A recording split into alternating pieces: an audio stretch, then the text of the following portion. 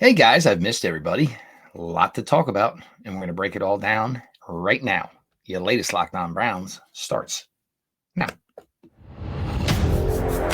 You are Locked On Browns, your daily Cleveland Browns podcast.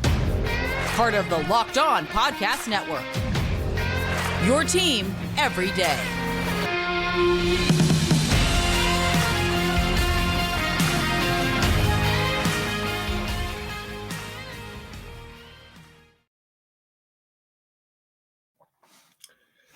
Welcome back, my friends, to the show that never ends, your daily delivery of all things dog pound LGB on the LOB, the Locked On Browns podcast, brought to the Locked On Podcast Network, your team every day.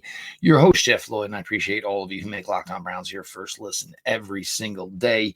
The everyday crowd keeps growing and growing, getting close to 7,500. Let's hit that number. Subscribe to the Locked On Browns YouTube channel. The show's always available, always free, wherever you get your podcasts.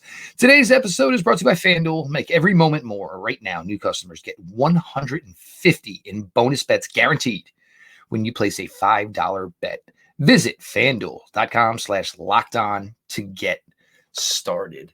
You see today's rundown, and some personal things with the Lloyd family had to be attended to the last couple of days. Again, sorry. Appreciate everyone's patience, but back in full force here.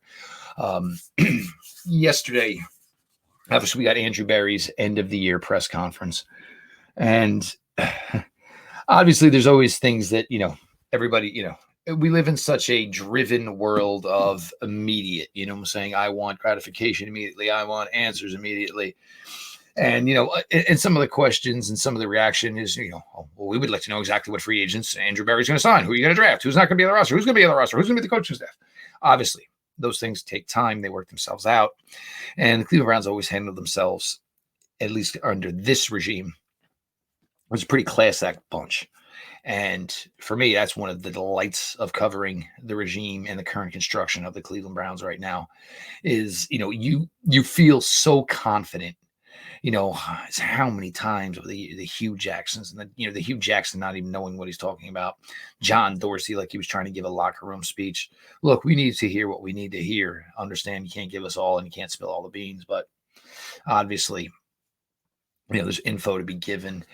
Spoke eloquently, about the, injuries and the injuries for Deshaun Watson and Nick Chubb. Obviously spoke about both of their, rehab processes. Talking about obviously, seeing Nick in the suite in Los Angeles against the Rams, and noticed Nick went up to get a plate of food, and Andrew kind of had to play, almost like the dad role. Nick, are you supposed to be using your crutches? And then, finding out when they got back, the following Monday or whatever, that, Nick had gotten to the point where he had, basically, graduated out of having to use the crutches to walk. Taught, so much about how that carry in Pittsburgh, how devastating that was, and how Nick found a way to try to keep himself as involved as possible. My everydayers know, and I've talked about this, there's such a difficult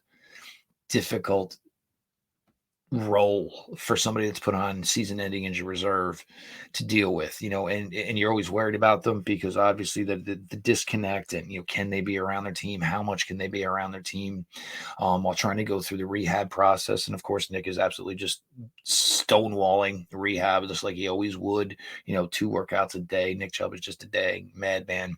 But and he talked about where even Nick kind of had to come out of his shell a little bit because and I think one of the things that we all appreciate about Nick Chubb is he is this quiet and laid back guy. He is so not a 2024 professional athlete in that way. And, had to find a little bit of a different version of himself to, be there for his teammates, obviously be there for his franchise, be there for his city. The Thursday night game in New York, obviously coach brought up, of course, Deshaun Watson, they feel that this is something that really it was just a one-time thing. It shouldn't be something that hinders him. They believe all systems will be go come spring. Talked about, Coach Stefanski, obviously, and his strong desire for their relationship to continue here in in Cleveland, continue into a new contract extension. And, without going into too much detail, of course, about the resolve they have with each other, how they work with each other, how they feel like, they really just, it goes back and forth and it goes both ways between coach and, of course, between general manager Andrew Berry. Andrew himself, talked about himself, how he's changed, and it's certainly different. You listen to Andrew Berry speak now, and, going into what'll be his 5th season as general manager of the Cleveland Browns, and obviously talking about the difficulty of having to make some changes on the coaching staff. One rather large one still to be resolved, which we'll talk about in segment 2. He also, Andrew, talked about, Myles Garrett and, how there is basically no limit, for Myles, and, how when you have somebody that's just that special of a talent, that, it's hard to say, oh, well, he's maybe capable of more, but, there's very, very few, the most minute of percentile of, the exceptional world-class athletes who can turn it into actually play as well. Look, there's exceptional athletes all over the world. But, can you turn that into absolute greatness at your sport, at your craft, like Myles Garrett does? Certainly questions that, Andrew wouldn't answer at this time, and Andrew just won't, essentially why the changes. Andrew's not going to, kick a man when he's down. These conversations are hard enough. And the last thing you want to do is start talking, and putting things out there, which could, affect someone in finding another job, could affect the way that they feed their family and provide a living for their family. And it's just, not the way that this organization does things, which thankfully I am all for. And, the other thing with Nick, and I meant to get to this, is obviously, look, this was a conversation that could have possibly come up. If Nick had gotten through this year healthy, had another great year, the Browns would have been in a position where they most likely would have going to redo Nick Chubb's contract anyway. But now it's a real tough position, obviously, with the 2 knee surgeries, and obviously keeping in mind that Nick suffered a serious knee injury in his time, down in Athens, Georgia for the Bulldogs. And, trying to make a way to make this all work. I think some people felt it didn't sound like a glowing endorsement. For me personally, I did think it sounded like a glowing endorsement, that Andrew basically said, we're going to do what we need to do to make sure that this works. Nobody wants to, have that carry in Pittsburgh on that Monday night be the last memory of Nick Chubb as a Cleveland Brown. But the fact, the reality is, money is always a factor. Not that the Browns are hurting for it. They'll have a lot. But finding a way to get a contract that hopefully can, protect the franchise, but also can allow Nick to earn whatever potential money he would have lost back. That would be incentives, things of that nature, of course. But, for Andrew Berry, it's been a miraculous run here. And, I'm just absolutely elated to cover this team the way it's currently constructed. Absolutely elated to cover Andrew Berry the way he does his business. And, if he was another general manager here for the next 20 years, I would absolutely love every minute of it. From what I've seen to this point, we have just scratched the surface for the Cleveland Browns and what their future may be. We're going to continue on here. Your latest Locked On Browns. Appreciate everybody for being along for the ride.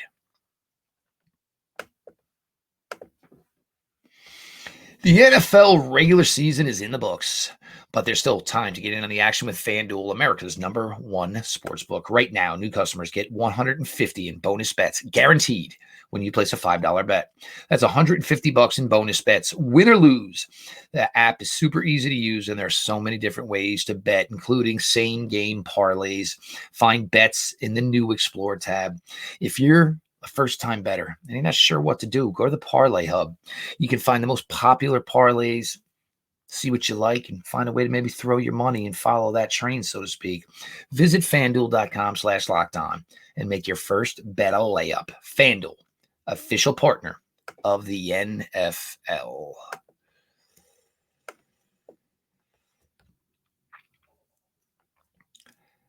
Jeff Lloyd, your latest Locked On Browns, and I appreciate all of you who make Locked On Browns your first listen every single day. Like I said, that everyday crowd is getting bigger and bigger. Don't miss out. Subscribe to Locked On Browns YouTube channel. The show's always available, always free, wherever you get your podcasts. Obviously, some interesting news that is AFC North related, but certainly, obviously, the biggest part of that news goes to the Tennessee Titans. New head coach Brian Callahan, formerly of the Cincinnati Bengals. And, good luck, obviously, anything that maybe weakens the Bengals is certainly good for the Cleveland Browns. Certainly, when you get to work with a player like Joe Burrow, that certainly enhances your resume. But Brian Callahan has been all over the NFL, has worked with many, many a great player, worked with many, many a great coach. Obviously, the son of current Browns offensive line coach Bill Callahan. And now, Bill Callahan, obviously these questions, they're not going to go away until we get a finality. And, it's tough. It is tough, obviously. The Browns are not going to be a franchise that says you have a contract and you're sticking here. Even still, they could find a way to change his role or add to his title if Brian Callahan wanted to poach his dad from the Cleveland Browns. The Cleveland Browns have been extremely good to Bill Callahan. Obviously in the neighborhood of $3 million a year to be in charge of that offensive line and to be the running game coordinator for this team. So, there's a difficult spot here. First off, Bill could just be happy. Midwest guy could be happy in Cleveland, Ohio. Maybe doesn't want to continue moving around. Maybe he's settled and he would like to stick here. Maybe also his son, in his first time being a head coach in the NFL, wants to stand on his own 2 feet. Not necessarily sure how any of this works, but if Bill Callahan, did want to go work for his son and his son wanted to go work for him, the Cleveland Browns are, going to shake hands with Bill and say, thanks for everything you did for us. And, good luck in Tennessee, and hope whenever we see you, we kick your can. But now for Bill, it's been a great run here with the Browns. There's no way to deny that, obviously. But if you look at this team, and obviously keeping in mind specifically the offensive line, we'll get to the running game here in a second. The Cleveland Browns would be returning next year, right off the bat, their top 6 offensive linemen as it's currently constructed. Jedrick Wills, Joe Bitonio, Ethan Posick, Wyatt Teller, DeJuan Jones, Jack Conklin. Could that change? Yes. That's not for this exercise, though. So there's not much more I don't think Bill Callahan can do for Joe Bitonio, Ethan Posick, or Wyatt Teller. He's been with Jedrick Wills for 4 years. So I'm not saying and pointing the finger, saying Bill didn't do enough to get out of Jed or Jed hasn't doing it. But I mean, after 4 years, if certain players not gotten to a certain level, could be the player, could be the coach. Jack Conklin, only issue with Jack Conklin, obviously, is injuries. DeJuan Jones, what we saw a future starter, possibly with Pro Bowl potential. So if Bill did decide to go, and sure, it would be difficult, no doubt about it. But when that's your top 6 offensive linemen, you're in pretty darn good shape. The other thing is, of the 4 years that Bill has been here, this has probably been the most difficult year the offensive line had. A lot of it is injury related, certainly. When you factor in that, Ethan missed a little time, Joel missed a little time, Wyatt, and this calf that, Wyatt is, had to deal with, now for multiple years. And then comes the talk and the question of, the running game coordinator aspect of Bill Callahan's job. We saw at times this year, obviously, the running game struggle mightily. Many times, and again, the everyday crowd knows, we talked so many times, where Jerome Ford, and it felt like maybe one aspect of the coaching staff was telling him to do this, the other aspect was telling him to do this. And what I'm talking about is the 16% of runs for 0 yards or negative yards. There was always this struggle where it seemed like Jerome Ford was trying to be patient and let it develop, and the blocks were just not coming.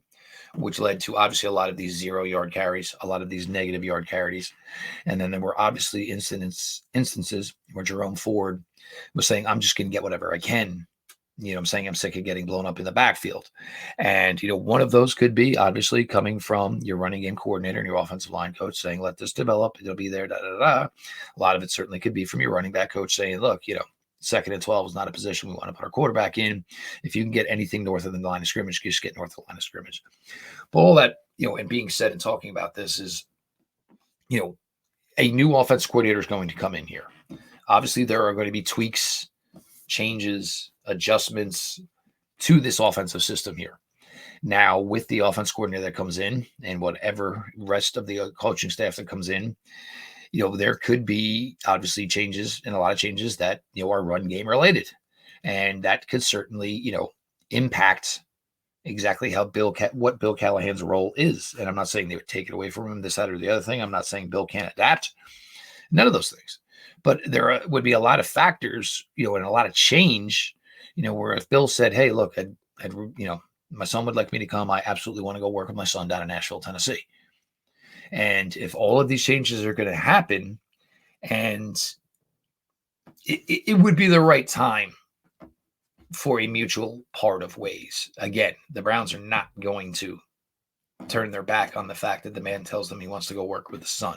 It's just the way things go. And the other thing is you would lose a lot more prospective coaches in the future than you would gain by telling Bill, no, you got a contract, you're stuck here. It's just not the way to do business, again, and that's not the way this franchise does business anymore.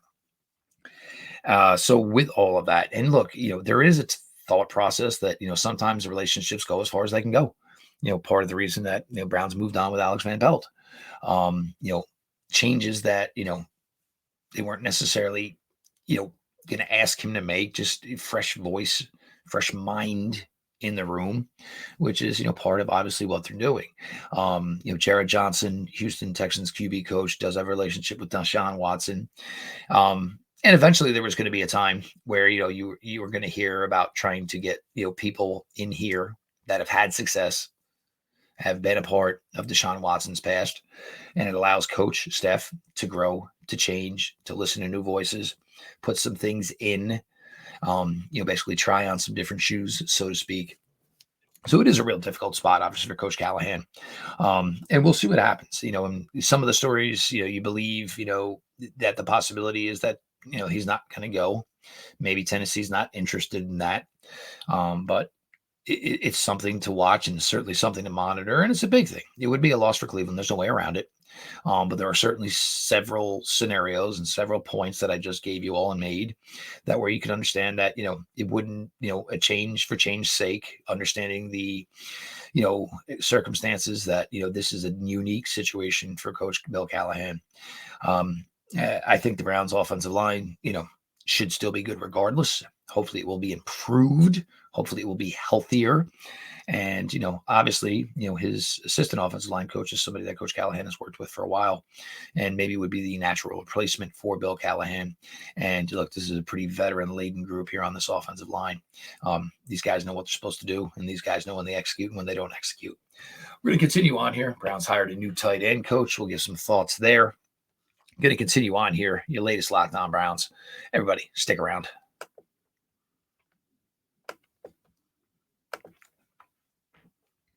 So if you were in Vegas and had an extra $100 and going to the Super Bowl, what would you do with that extra $100?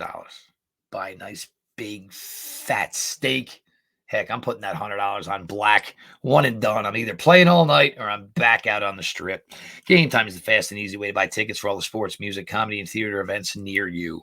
And right now, all users get $100 off when they buy a big game ticket with the code VEGAS100. With killer last-minute deals, all-in prices and views from your seats, and their best price guarantee, Game Time takes the guesswork out of buying tickets. Look, it's quick. It's easy. 2 taps, I've got my seat. I can check my seat right on my phone. Is this a good angle? Is this a good view? You can find and buy tickets for every kind of event in your area.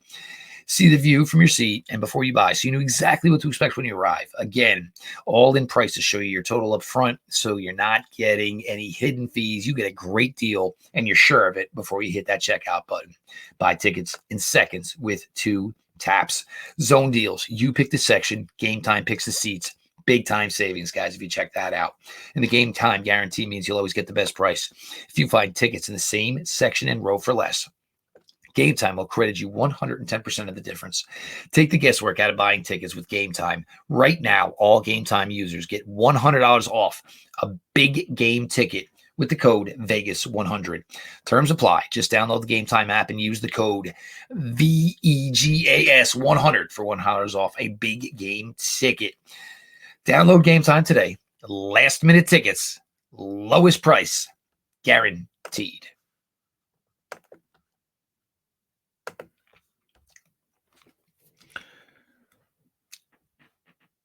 Closing out your latest Locked On Browns, as always, your host, Jeff Lloyd. And I appreciate everybody gets over here to Locked On Browns for their first listen. If you are not a part of the everyday crowd by now, we'll make a new plan. Subscribe to Locked On Browns YouTube channel. Show is always available, always free, wherever you get your podcasts. Cleveland Browns have hired a new tight end coach, Tommy Rees. Tommy Rees last year was with the Alabama Crimson Tide. The year before that, with the Notre Dame Fighting Irish. Tommy Rees will now work with the tight ends. No, Tommy Rees is not going to be somebody that's capable of coming in here and calling plays. It's usually not something that's going to happen with a tight end coach. Does have experience the last 2 years, was the play caller for the Crimson Tide, was the play caller for the Notre Dame Fighting Irish the year before that. Certainly remember Tommy from his playing days. Now he certainly walks into a position, and look, obviously a lot of changes coming to this Cleveland Browns, certainly on the offensive side of the ball with the coaching staff, which certainly means 2 personnel changes. Number 85, David Njoku, he's not going anywhere. So congratulations, Tommy Rees. You walked into a plum job right off the bat. Number 85, coming off the best year of his career, and basically now just realizing David knew he had the ability, but was there a way to translate, and would it all come together? Well, it certainly did come together for David Njoku last year. It came together a lot once Joe Flacco took over, and this team was able to get the ball vertically down the field. All of a sudden, teams couldn't crowd the line. And David Njoku ate like a chubby man on Thanksgiving. Ate well. But could be changed to the room, obviously. I don't know. You're certainly not going to run this room back. The Jordan Akins experience just didn't really work out. And I do believe I kind of mentioned that I thought Harrison Bryant was not going to go away quietly, which he did not. Ended up getting a lot more reps than Jordan Akins. Certainly more statistical output from Harrison Bryant. Do the Browns look to, add to that room? Certainly. I wouldn't be surprised if it's a veteran, because I think the Browns would like another solid blocker in that tight end room. And, Harrison Bryant, going to hard to believe here, maybe in year 5, that's going to come together for him, even if the Browns and Bryant find a way to continue this. There certainly could be teams interested in Harrison Bryant due to his receiving ability, and will be able absolutely to say, hey, I don't care how much you block. Evan Engram from the Jacksonville Jaguars was 4th in the NFL in receptions last year. There are teams in the NFL that you can work around a tight end who's not a blocker. If they think your receiving ability is good enough, they will certainly find a way to use and exploit that ability. So, could be 1, if not 2 new receivers coming to that room next year. Tight ends coming to that room next year. Sorry, just quick check. I want to make sure we don't miss anything. Okay. So, continuing on, and look for Tommy Rees, first bite of NFL action here. And you get to break into a staff here, make a name for yourself. And I think for Tommy Rees, I believe the ultimate goal is to, just continue to work on his coaching pedigree. I think Tommy Rees would probably going to be a guy who probably wants to end up, on some sideline somewhere in college football, get his own program. But you got to be diverse, and you go out and you try new things and you learn new things. You always keep, right? If you don't exercise your brain, could be a problem. Well, he's trying to exercise his brain, trying to get, this will now be his 3rd different, football system within the last 3 years. Just trying to absorb knowledge, improve, learn what you don't know. It's a nice hire. I like it because it's young. 31-year-old guy, and Tommy Rees. I also like the hire, just because you're bringing in energy here. And like when Steph got here, you felt like Steph was a young man, and you still see the exuberance. You do, but Kevin's maturing now, and this will be his 5th year as a head coach in the NFL. So now you want to bring in somebody else that's got some juice here, and a guy like Rees, does that. He can come in here and bring some juice, bring some different type of excitement, get to work obviously with a phenomenal tight end in David Njoku. Most likely the opportunity to develop a rookie tight end, get another blocker in here. And as this Browns offense tries to upgrade, change, add some things, and find what the next phase of this offense is. Those who are trying to say, oh, well, they have to do everything they can to look, we don't know what Deshaun Watson's going to be and what Deshaun Watson's not going to be. I get it. 800 snaps in 2 years. I have all the same concerns the rest of you do. But I'm not just going to say that he's done. I'm not going to say that this is a pass or a fail. The Deshaun Watson experience to this point is an incomplete. It is what it is. You would like a more clear answer here going into year 3, but it is. That's what it is. It is an incomplete to this point. Could turn out to be great. Maybe it doesn't, but none of us know the answer to that just yet. I am your host, Jeff Lloyd, and as always, I appreciate y'all who make Lockon Browns your first listen every single day. And if you're not a Lockon Browns everydayer, hit the subscribe button on the Lockon Browns YouTube channel. Let's get that number to 7,500. And the show is always available, always free, wherever you get your podcasts. This has been your daily delivery of all things Dog Pound. LGB on ELOB. Let's go Browns.